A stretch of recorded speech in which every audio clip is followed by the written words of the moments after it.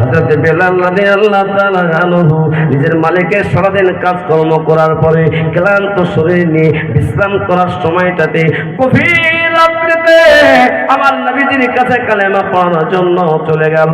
আমার নবী সাল্লাল্লাহু আলাইহি ওয়াসাল্লামের সামনে দাঁড়িয়ে গেল। আল্লাহর নবী বলে, ও বেলাল, তুমি দাঁড়িয়ে আছো কেন? বলে, হুজুর আমি দাঁড়িয়ে আছি এই জন্যে, আমার মনিব যদি উঠে যায় আমি আপনার কাছে শুধুমাত্র কালেমাটা পড়তে এসেছি, আপনি আমাকে কালেমাটা পড়িয়ে দিন, কারণ আমার মালিককে আমি ফাঁকি দিয়ে আপনার কাছে কালেমা পড়তে এসেছি। আল্লাহ নবী সাল্লাল্লাহু আলাইহি ওয়াসাল্লাম পড়িয়ে দিলেন, আশহাদু আল্লা ইলাহা ইল্লাল্লাহু মুহাম্মাদুর রাসূলুল্লাহ। 4 বছর আগে কি ছিলাম? একটা মসজিদে ইমাম ছিলাম। তো আমাকে বললো যে এশার নামাজের পর, বাজারঘাটের মানুষ তো, এশার নামাজের পর আপনি শুরু করেন। আল্লাহু আকবার। অল রেকর্ড বলছি কথাটা, খোদার কসম বলছি আপনাদেরকে শুধুমাত্র জানানোর জন্য যে মানুষকে শিখালে বা মানুষ কেমন করে দূর হয়ে যায়। আজকে আপনাদেরকে শেখাচ্ছি, আপনারা মনে হয় পালিয়ে যাবেন নাকি? শুনুন, এশার নামাজের পরে এবার আমি বললাম ঠিক আছে, এলান করলাম, ভাই এশার নামাজের পরে দোয়া কালাম শেখানো হবে, কোরআন শেখানো হবে। আমি 1 ঘন্টা আধা ঘন্টার সময় দেব। তখন ওর কোন বড় বক্তা হয়নি, এই ছোট বক্তা হয়ে আছি, তখনও ছিলাম মোটামুটি ছোট। তো এশার নামাজের পর প্রথম দিনে 2-4টা পেলাম, দ্বিতীয় দিনে দেখলাম যে আরো 2-4টা কমে গেল, তারপরে আবার কমে গেল, 3 দিন এইভাবে কমলো। 4 দিনের বেলাতে আর দোয়া কালাম শিখনেওয়ালা কেউ নাই। বলি ইমাম সাহেবের কাছে শিখবো, ছোট হয়ে যাবো তো, ইমাম সাহেবের উপর আর কথা বলতে পারবো না তো, আমাদের শিক্ষক হয়ে গেল তো। হে মুসলমান, ইমাম সাহেব শিখাচ্ছে বলে ভয়েতে ওই মসজিদ ছেড়ে, যে মসজিদে 3 কাতার 4 কাতার লোক হতো, সে মসজিদে 1 কাতার লোকও হচ্ছে না। এই মসজিদ ছেড়ে অন্য মসজিদে এসে নামাজ পড়তেছে বলে এখানে আসলেই শেখাবে, বুঝলেন না? এবার কমিটির লোক আমাকে ডেকে নিয়ে গেল একটা ঘরে, মসজিদের ঘর থাকে না, থাকে না, গেল, মৌলানা সাহেব একটা কথা বলবো। কি কথা? বলে আপনাকে বেতন দেয় কে? বলে মসজিদের কমিটির লোক, আপনারাই দেন। তো আপনি যদি এই শেখানোর ব্যাপারটা করেন আর লোক যদি না আসে, আর এসার সময় কাটোয়া চালানো হয়, কাটোয়া বোঝেন তো? এই কাটোয়াতে পয়সা দেয় না, কি বলে, ডিব্বা, ডিব্বা বলে, ওই ডিব্বাতে পয়সা দেয়, কুটুস কুটুস করে 5 টাকা 7 টাকা 10 টাকা করে টাকা দেয়।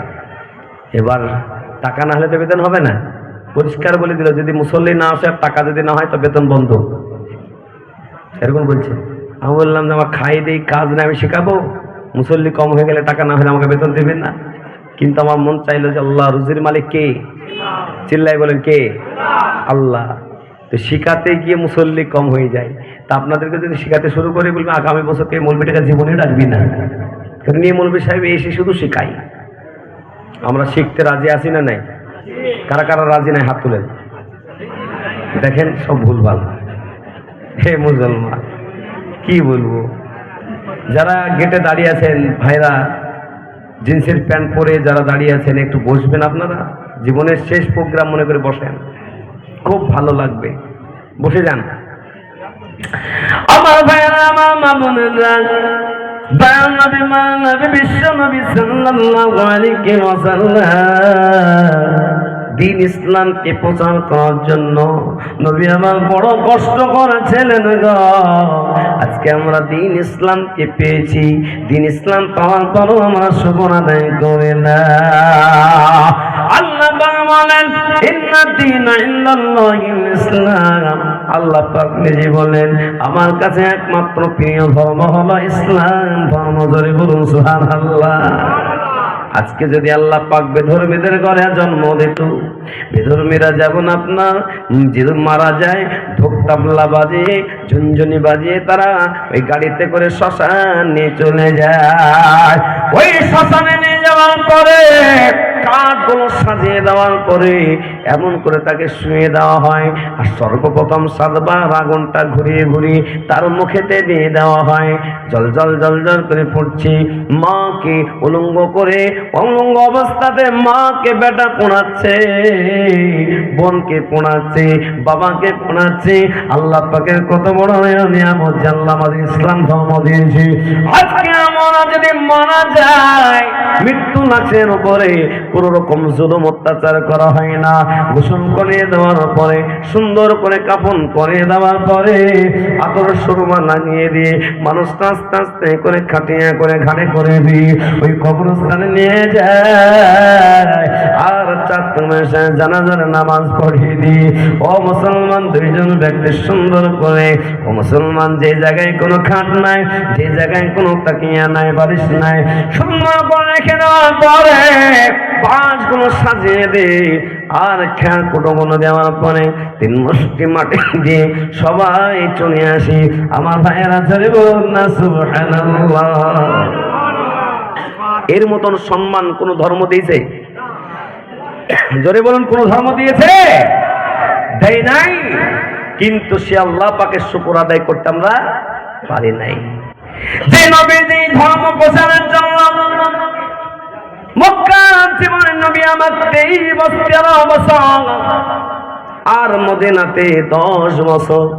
নবীজির যখন 40 বছর বয়স, সেই সময়তে আমার নবীজি দ্বীন ইসলামকে প্রচার করতে শুরু করেছিলেন, নবুয়ত পেয়েছিলেন। আমার নবী বিশ্বনবী সাল্লাল্লাহু আলাইহি ওয়াসাল্লাম এই দ্বীন ইসলামকে প্রচার করার জন্য নবীর রাস্তা দিয়ে চলতে, নবীর রাস্তা চালাতে আপনার রাস্তায় চলতে গিয়ে নবী যেন কষ্ট পায়, যার কারণে নবীর পায়ের নিচে যেন কাঁটা ঢুকে যায়।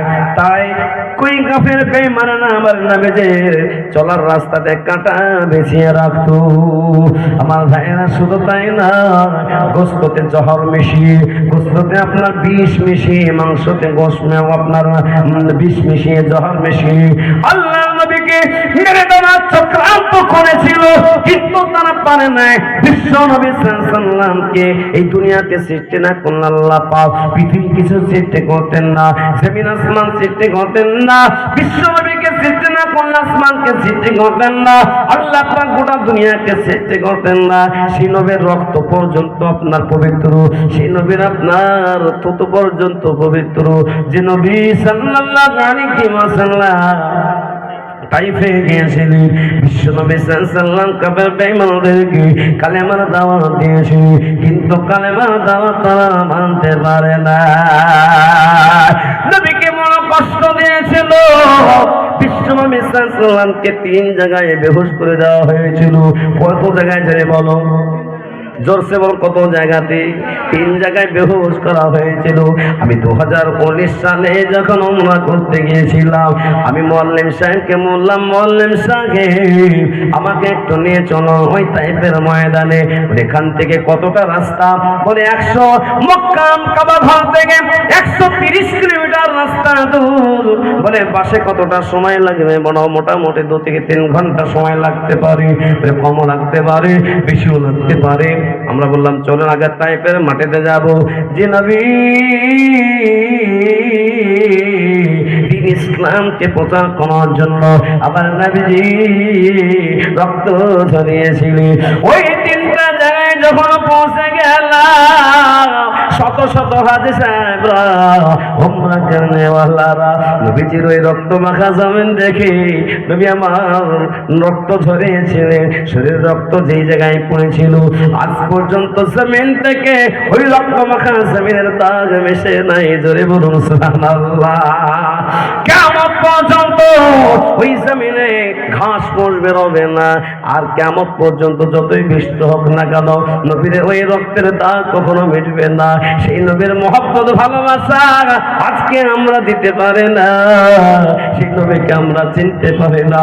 আমার নবী সাল্লাল্লাহু আলাইহি ওয়াসাল্লাম তাদেরকে বলেছিল, তোমাদের কাছে আমি অর্থ নিতে আসি নাই, তোমাদেরকে আমি শেষ করে দিতে আসি নাই, তোমাদেরকে আমি অন্য কিছু বলতে আসি নাই, তোমাদেরকে জায়গা জমি নিতে আসি নাই, তোমাদের কাছে এসেছি জান্নাতের রাস্তা রাস্তা দেখানোর জন্য আর জাহান্নামের রাস্তা থেকে তোমাদেরকে সরিয়ে রাখার জন্য, সরানোর জন্য আমি এসেছি। তোমরা কালেমা পড়ে নাও, কামিয়াব হয়ে যাবে। কিন্তু আমার নবীজিকে তারা মারতে নবী আমার বেহুশ হয়ে পড়েছিলি, আমার নবী সাল্লাল্লাহু আলাইহি সাল্লামকে কষ্ট দিয়েছিলি। আমার ভাইয়েরা, নবী বিশ্ব নবী সাল্লাল্লাহু আলাইহি ওয়াসাল্লাম এই যে দ্বীন ইসলামকে প্রচার করতে গিয়ে বড়ই কষ্ট করেছিল। কিন্তু আজ আমরা 1 ঘন্টা আজ দ্বীন ইসলামকে প্রচার করার জন্য, কোরআনের মহব্বতে ভালোবাসার জন্য আজকে রহমতের মাজলিসে বসতে পারি না। আমার ভাইয়েরা, হযরতে বিলাল রাদিয়াল্লাহু তাআলা আনহু, হযরতে বিলাল রাদিয়াল্লাহু তাআলা আনহু উমাইয়া বিন খালফের গোলাম ছিল। উমাইয়া বিন খালফের বাড়িতে গিয়ে হযরতে বিলাল রাদিয়াল্লাহু তাআলা আনহু তিনি আল্লাহর নবীর কাছে যাওয়ার জন্য অনেক চেষ্টা করলো, কিন্তু নবীর দরবারে যেতে পারে না। মালিক সারাদিন কাজকর্ম করে নাই, কিন্তু একদিন স্থির করলো মনকে যে আমার নবীর কাছে যাব, আমার নবীর কাছে গিয়ে কালেমা লা ইলাহা, সকলে বল কালেমা লা ইলাহা ইল্লাল্লাহু মুহাম্মাদুর রাসূলুল্লাহ পড়ে নেব। আমার ভাইয়েরা, এই জায়গায় যদি পরীক্ষা নেওয়া যায়, যাদের চুল পেকে গেছে, মাথা আপনার মুখের দাড়ি পেকে গেছে, এক দুটো আপনার দাঁত ভেঙে গেছে, এমন লোককে যদি এখন জিজ্ঞাসা করা যায়, গ্রামে গঞ্জে কিছু লোক আছে তাকে দিয়ে দেয়, কিছু লোক আছে আপনার আযান দেয়, আশহাদু আল্লা ইলাহা ইল্লাল্লাহ বলে না যারা বলুন, আশহাদু পর্যন্ত ঠিক, কিন্তু আশহাদু আল্লাহ ইলাহা ইল্লাল্লাহ বলা বাদ দিয়ে আশহাদু আল্লা ইলাহা ইল্লাল্লাহ ডাইরেক্ট বলে দেয়। এরকম লোক আছে না আপনাদের দেশে? না মনে হয় নাকি? মালদা জেলার লোক বড় ভালো, জি, এরা কিন্তু কালেমা জানে। এ মুসলমান, বুকে হাত দিয়ে একবার চিন্তা করুন, সারাটা দিনে আপনি 24টা ঘন্টার ভেতরে আপনি কতবার কালেমা পাঠ করেছেন, কতবার কালেমাটা আপনি পড়েছেন। এ মুসলমান, একবার চিন্তা করুন। নবী বিশ্ব নবী বলেছেন, মান ক্বালা লা ইলাহা ইল্লাল্লাহ ফাদাখালাল জান্নাহ, যারা কালেমা পড়বে আল্লাহ পাক তাদের জান্নাত দেবে। জোরে বলুন সুবহানাল্লাহ। আর একটু জোরে বলুন সুবহানাল্লাহ। সুবহানাল্লাহ কথা এখনো লেগে আছে নাই নাকি? আমার ভাইয়েরা, আপনার আমার একটিবার যদি সুবহানাল্লাহ বলা না, আল্লাহর দরবারে কবুল হয়ে যায়। জান্নাতের ভিতরে এত বড় আল্লাহ পাক গাছ লাগিয়ে দেবে, 70 বছর ধরে বলো মানুষ উঠবা ঘোড়া টমটম করে ছুটতে থাকবে, কিন্তু সুবহানাল্লাহ বলা গাছের ছায়া শেষ হবে না। জোরে বলুন সুবহানাল্লাহ। এ আমার ভাইয়েরা, হযরত বিলাল রাদিয়াল্লাহু তাআলা আনহু নিজের মালিকের সারাদিন কাজকর্ম করার পরে ক্লান্ত শরীর নিয়ে বিশ্রাম করার সময়টাতে গভীর রাত্রিতে আমার নবীজির কাছে কালেমা পড়ানোর জন্য চলে গেল। আমার নবী সাল্লাল্লাহু আলাইহি ওয়াসাল্লামের সামনে দাঁড়িয়ে গেল। আল্লাহর নবী বলে, ও বিলাল, তুমি দাঁড়িয়ে আছো কেন? বলে, হুজুর আমি দাঁড়িয়ে আছি এই জন্যে, আমার মনিব যদি উঠে যায়, আমি আপনার কাছে শুধুমাত্র কালেমাটা পড়তে এসেছি, আপনি আমাকে কালেমাটা পড়িয়ে দিন, কারণ আমার মালিককে আমি ফাঁকি দিয়ে আপনার কাছে কালেমা পড়তে এসেছি। আল্লাহ নবী সাল্লাল্লাহু আলাইহি ওয়াসাল্লাম পড়িয়ে দিলেন, আশহাদু আল্লা ইলাহা ইল্লাল্লাহু মুহাম্মাদুর রাসূলুল্লাহ। সুবহানাল্লাহ। আমার ভাইরা, আমার মা বোনেরা, বিশ্ব নবী সাল্লাল্লাহু আলাইহি ওয়াসাল্লামের দরবার থেকে হযরত বিলাল রাদিয়াল্লাহু তাআলা মনিবের বাড়ি ছুটতে শুরু করলো, মালিকের বাড়ি ছুটতে শুরু করলো গভীর রাত্রিতে। ও আমার ভাইরা, মনিব রাত্রিবেলায় উঠে পড়েছে, হযরত বিলালকে ডাকতেছে দরজার কাছে গিয়ে। মানুষ ঘরের ভেতরে যদি তাকে উত্তর দিবি, কিন্তু ঘরের ভেতরে যদি না তাকে উত্তর আবার কে দেবে বলো? দরজাটা খুলে দেখছে বিলাল বিছানায় শুয়ে না। এমন করে উঠ চালানো চাবুক হয়, আপনারা চাবুক বুঝেন কিনা জোরে বলুন? উঠ চালানো চাবুক হয় না জোরে বলুন? উঠ চালানো চাবুক হয়। ওই চাবুকটা হাতে করে নিয়ে দাঁড়িয়ে আছে। বেলাল আমাকে না বলে গভীর রাত্রে কোথায় গেছে? বেলাল পৌঁছে গেল। বেলালকে বলে, বেলাল তুমি আমাকে না বলে কোথায় গিয়েছিলি? বলে আমার নিজের প্রয়োজনে গিয়েছিলাম। মিথ্যা হলো না, কথাটা সত্য হলো না, এমন কোয়ালিটি করে হযরতে বেলাল বলেছিলি। এ আমার ভাইরা, হযরতে বেলাল রাদিয়াল্লাহু তাআলা আনহু ওই দিনের মতন ছেড়ে দিলে। কিন্তু বেলাল শিখে এসেছে কি? জোরে বলুন, কি শিখে এসেছে? জোরে বলুন, জোরে বলুন। কালেমা শিখে এসেছে। কি? জোরে বলুন। কালেমা শিখে এসেছি। বেলাল রাদিয়াল্লাহু তাআলা আনহু মালিকের সারাদিন কাজকর্ম করার পরে বেলাল ক্লান্ত শরীরে নিয়ে বিশ্রাম না করে রাতের বেলায় আল্লাহ পাকের জিকির করে কালেমা পড়ে লা ইলাহা ইল্লাল্লাহ, লা ইলাহা ইল্লাল্লাহ জিকির করে। যদি একটা মানুষ একটা ঘরে জিকির করে, আর আমার ভাইয়েরা যদি অন্য ঘরে আর একটা লোক থাকে, ওই জিকিরটা যদি আপনার হালকা আওয়াজে হয়, যদি আস্তে আওয়াজে হয়, নরমাল আওয়াজে হয়, এই মুসলমান বলুন ওই পাশের ঘরে শুনতে পাবে কিনা? পাবে কিনা? জোরে বলো। পাবে। মালিক শুনে নিল। বলে বেলাল কি বলে? কি বলে? লা ইলাহা ইল্লাল্লাহ কি জিকির করে? মনিব তার দরজার কাছে গিয়ে এমন করে দাঁড়িয়ে দাঁড়িয়ে কান দিয়ে কান লাগিয়ে শুনতেছে। বেলাল রাদিয়াল্লাহু তাআলা দরজা খোলা হয়ে গেল। বেলালকে বলল, বেলাল তুমি কি জিকির করো? কি তুমি আওয়াজ করো? বলে তা বলবো না। বলে মনে হয় মোহাম্মদকে তুমি মেনে নিয়েছো। বলে হ্যাঁ। বলে মেনে নিয়েছো যখন আমাকে না বলে কেন মেনে নিলে? বলে এটা আমার কাজ, সারাটা দিন আপনার কাজকর্ম করি, আপনার সেবা যত্ন করি, আপনি যা বলবেন তাই শুনি। কিন্তু শুনুন, আমার বিশ্রাম করার সময়টাই যদি আমার আল্লাহ পাকের নামটা আমি স্মরণ করি, আমার নবীজির নামটা যদি আমি স্মরণ করি, আপনি বাধা দিতে পারবেন না। সুবহানাল্লাহ। আমার ভাইরা বেলালকে রাতের বেলায় এমন কোন চাবুক দিয়ে মারতে শুরু করে দিল। হযরতে বেলালের হাত পেটে রক্ত টপে টপে পড়তে লাগলো। বেলালের চামড়া বয়ে বয়ে রক্ত পড়তে লাগলো। হযরতে বেলাল তো বলে আদুল হাত, আল্লাহ এক, আল্লাহ এক, আল্লাহ এক, আল্লাহ এক। বেলালকে জিজ্ঞাসা করে, বেলাল তোমাকে মারতে মারতে শেষ করে নেব। হযরতে বেলাল বলে, মানে আপনার সব কথা আমি শুনবো। আপনি যদি একটা পাহাড়কে কেটে কেটে কেটে কেটে আর একটা পাহাড় করতে আপনি বলেন, আমি পাহাড় করে দিব। আপনি যদি আমাকে বলেন সারাটা রাত কাজ করতে হবে, আমি করব। কিন্তু আমার বিশ্রামের সময় আপনি আমার নিজের জন্য আমি যদি কিছু করি, তাতে আপনি বাধা দিতে পারবেন না। আর শোনো, আপনি যদি আমাকে মারতে মারতে মারতে মারতে মেরে ফেলবি, আমার শরীরের ভেতরে এক ফোঁটা রক্ত যদি থাকে, যতক্ষণ এক ফোঁটা রক্ত থাকবে, আমি বেলাল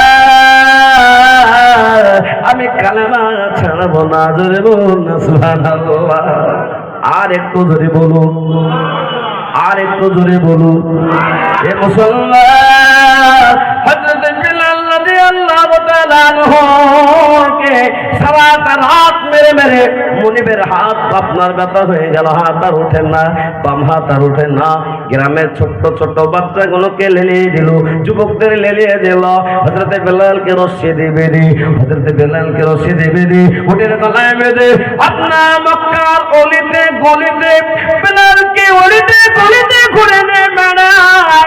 এ মুসলমান, পিঠের চামড়াগুলো খুশি খুশি পড়ে যায়। সামান্য যদি আমরা মোটরসাইকেল চালাতে চালাতে কোথাও পড়ে যায়, যদি চামড়াটা উঠে যায়, কত ব্যথা হয়, কত বেদনা হয়। হযরত বেলালের পেছনে চামড়া ছিল না, বেলালের শরীরে রক্ত রক্ত, ওই রক্ত রক্ত হযরত বেলালের রক্ত মক্কার অলিতে গলিতে ছড়িয়ে পড়েছিল।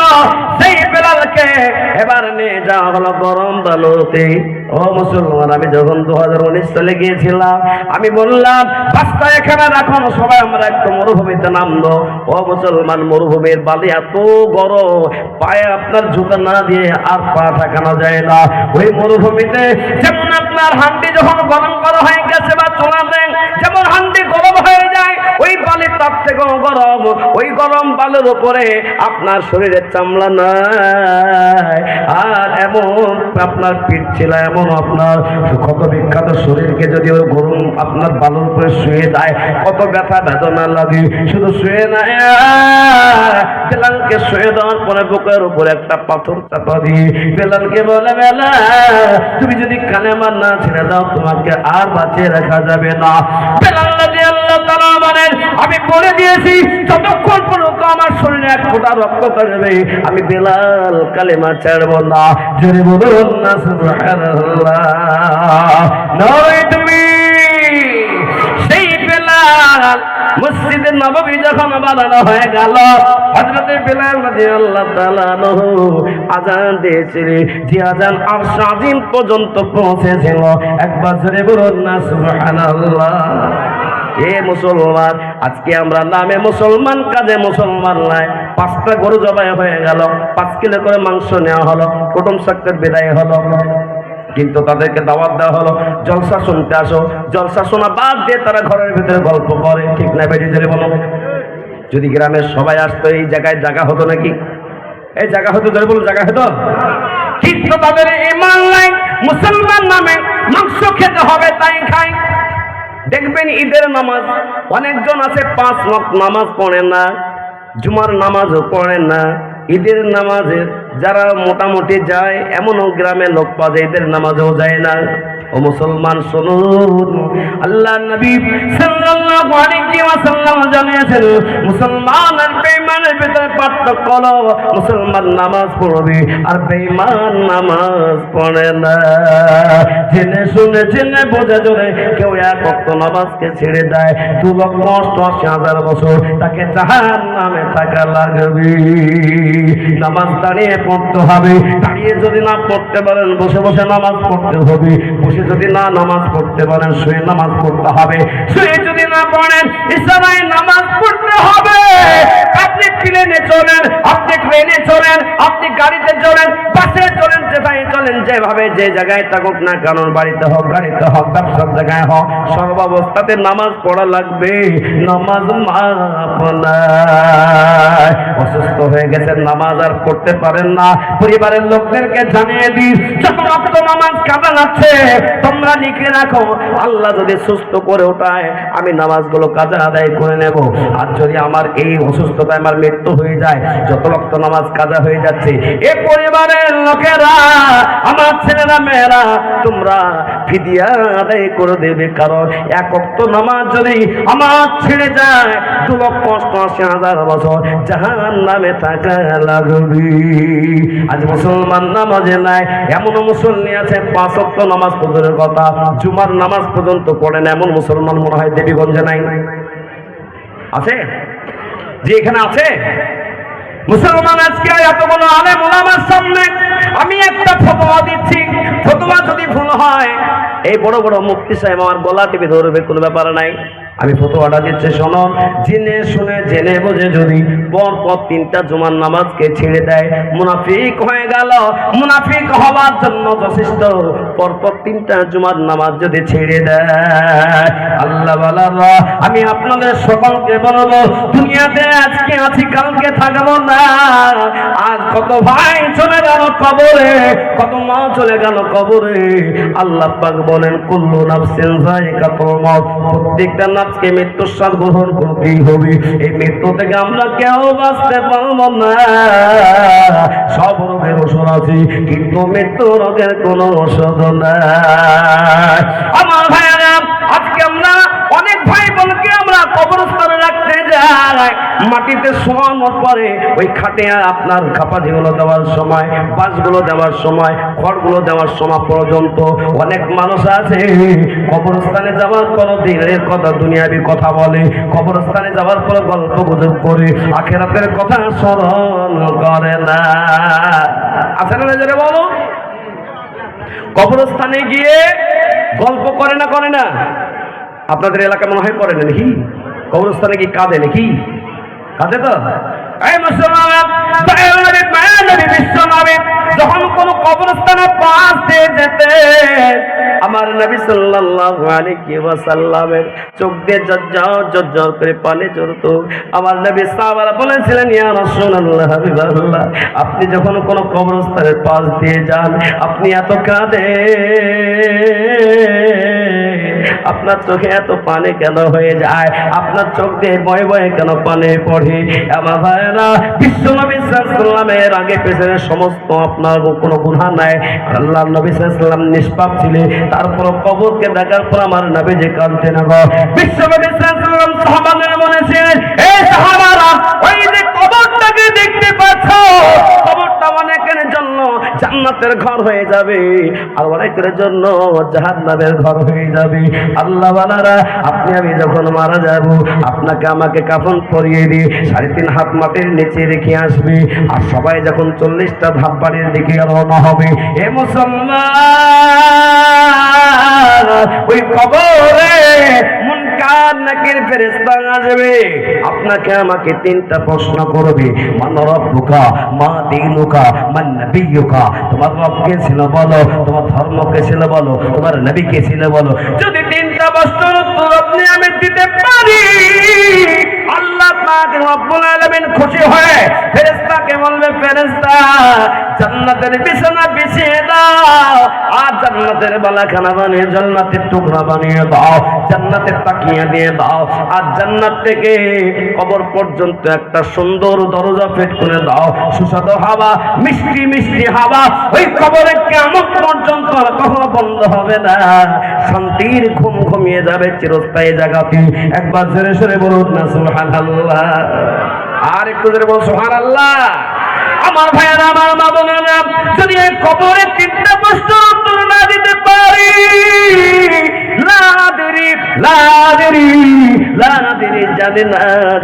জানি না, আল্লাহ পাক বলবে, ফেরেশতা, যাও জাহান্নামের পোশাক পরিয়ে দাও, জাহান্নামের বিছানা বিছিয়ে দাও, আর জাহান্নামের সঙ্গে একটা দরজা ফিট করে দাও, তিক্ত হাওয়া, তিক্ত গরম হাওয়া, কিয়ামত পর্যন্ত আমি আল্লাহ পৌঁছাতে থাকবো, আরাম পাবে না, মাটি বড় কষ্ট দিবে। আমার ভাইয়েরা, কবরটা বড় সংকীর্ণ হয়ে যাবে, সেই জায়গায় এ মুসলমান বড় কষ্ট পেয়ে যেতে হবে। তাই আপনি আপনাদেরকে বললাম, আল্লাহ মানারা কবরকে স্মরণ করি, কবরকে স্মরণ করে এই মাজলিসে বসে বসে আমরা একবার চিন্তা ভাবনা করি যে কতজন চলে গেল, একদিন আপনাকে আমাকেও যেতে হবে, আমরাও চলে যাব, ওই কবরে কিছু নিয়ে যেতে হবে। তার নবী সাল্লাল্লাহু আলাইহি ওয়াসাল্লামকে সাহাবারা বললেন, হুজুর, এই দুনিয়া থেকে যখন মানুষ চলে যায়, মানুষকে কিছু সাথে নিয়ে যায়। বিশ্ব নবী সাল্লাল্লাহু আলাইহি ওয়াসাল্লাম জানিয়েছিলেন, ইযা মাতাল ইনসান, মানুষ যখন মৃত্যুবরণ করবে, ইনকাতানহু আমালুহু, মানুষের সমস্ত আমল বন্ধ হয়ে যায়, ইনকাতানহু আমালুহু, সব আমল বন্ধ হয়ে যায়, ইল্লা, ইস্তিসনা করা হয়েছে, ইল্লা মিন সালাসা, অর্থাৎ 3টা আমল কখনো বন্ধ হয় না। আমরা জোরে বলুন না সুবহানাল্লাহ, একবার জোরে বলুন সুবহানাল্লাহ। এই যে আপনারা মাদ্রাসা বানিয়েছেন, এই মাদ্রাসা আছে বলে ধর্ম বেঁচে আছে, এই মাদ্রাসা আছে বলে ইমাম পাচ্ছে, মাদ্রাসা আছে বলে আপনাদের জানাজার পড়ানোর লোক পাচ্ছে, মাদ্রাসা আছে বলে এখনো দুনিয়া ঠিকই আছে। যখন মাদ্রাসা বন্ধ হয়ে যাবে, জানবেন দুনিয়া নাই, দুনিয়া শেষ হয়ে গেছে।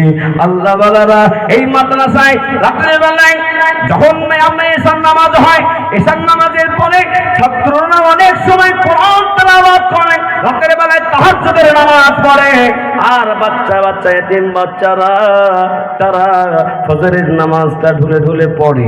এলাকার সব বাচ্চারা যখন ঘুমিয়ে থাকে, স্কুল কলেজের বাচ্চারা যখন ঘুমিয়ে থাকে, এই ছোট্ট ছোট্ট বাচ্চাগুলো বসে বসে বসে বসে সূরা ইয়াসিন পড়ে, আর সূরা ইয়াসিন পড়ার পরে আল্লাহ পাকের কাছে দোয়া করে, আল্লাহ, দেবীগঞ্জের মাদ্রাসায় আমরা পড়াশোনা করি, আমাদের টাকা খাওয়ার ব্যবস্থা যারা করে গেছে, কবরে চলে গেছে, আল্লাহ কবরের জায়গাটা শান্তির জায়গা বানিয়ে দাও। আর যারা দুনিয়ায় বেঁচে আছে, তাদের ব্যবসা বাণিজ্যতে উন্নত করো, তাদের ইমানের তারাক্কি দাও, আল্লাহ মালধারে বরকত দাও, আল্লাহ তাদেরকে তুমি সুস্থ রাখো, ভালো রাখো। এই মাসুম নিষ্পাপরা যখন শুনে আসেন পরে দোয়া করে, আমার আল্লাহ খুশি হয়ে সবাইকে আল্লাহ পাক মাফ করে দেয়। জোরে বলুন না সুবহানাল্লাহ, একবার জোরে বলুন সুবহানাল্লাহ। আমার ভাইয়েরা, আমার বোনেরা, আজকে মাকে আমরা ভালোবাসতে জানি না। ওই মা বাবার কত অবদান। বাবা মা যদি আজকে আমাদেরকে ছোটবেলায় গলা টেপে মেরে দিত, ওই বাবা মা কেউ বাবা মার সাথে আমরা ঝগড়া করতে পারতাম না। ওই বাবা মা যাদের কবরে চলে গেছে, আজকে তারা বড় আনন্দিত যে আজকে দেবীগঞ্জ মাদ্রাসায় জলসা হবে, সেই মাদ্রাসাতে ভালো হাদিস ও কোরআনের কথা হবে, আর সেই জায়গাতে কিছু হাদিয়া দেওয়ার ব্যবস্থা আছে। সেই হাদিয়াটা কি? আদুয়া ইন্নালা দোয়া আল মাওয়া দোয়া বাদাল মাউত, মৃত্যুর পরে একমাত্র হাদিয়া হলো, সেটা হলো দোয়া। এ মুসলমান, কবরের ভিতরে দোয়া পৌঁছাবে, সেই দোয়ার জন্য আজকে তারা অপেক্ষায় আছে কবরের ভিতরে। ওই কবরের ভিতরে তারা আজকে আনন্দিত যে আমাদের জন্য কিছু হাদিয়া পাঠাবে। আজকে আপনাদের বাড়িতে 5 কেজি 10 কেজি করে গরুর মাংস রান্না হয়েছে, পোলাও রান্না হয়েছে, মুরগি রান্না হয়েছে, রুটি তৈরি করা হয়েছে, ভালো ভালো খাবার তৈরি হয়েছে, দই মিষ্টি পায়েস সব কিছু তৈরি হলো। বাবা মা যারা, যে সময় আপনি দুধ খেতে পারছেন, যে সময় আপনি ভাত খেতে পারতেন না, যে সময় আপনি রুটি খেতে পারতেন না, ফল ফ্রুটি খেতে পারতেন না, আপনার বাবা আপনার মা বড় কষ্ট করে আপনার মা বুকে উঠিয়ে নিয়ে স্থান মুখে দিয়ে আপনি চুপে চুপে আপনি কুইন্টাল দুধ পান করেছে, সেই মা কবরের ভেতরে কাঁদতেছে, বেটা লাখ লাখ টাকা সম্পত্তি দিয়ে এসেছি, আজকে একটু হাদিয়া পাঠাও। হাদিয়া সেটা হলো দোয়া, আর সেটা হলো দান। আমার ভাইরা, এই যে মুসলমান, বিশ্বনবী সাল্লাল্লাহু আলাইহি ওয়াসাল্লাম বলেছেন, খায়রুকুম মান তাআল্লামাল কুরআনা ওয়া আল্লামা, তোমাদের ভিতরে ওই ব্যক্তি উত্তম যে কোরআন পাককে শিক্ষা করে এবং শিক্ষা দেয়। আল্লাহ ওয়ালিরা, আজকের এই মাজলিসে আমি আপনাদের কাছে বেশি কথা বলবো না। আপনারা যে চলে যান নাকি ভয়েতে পালিয়ে বলেছেন কি? চলে যান না? সুবহানাল্লাহ, একবার জোরে সরে বলুন না তাকবীর।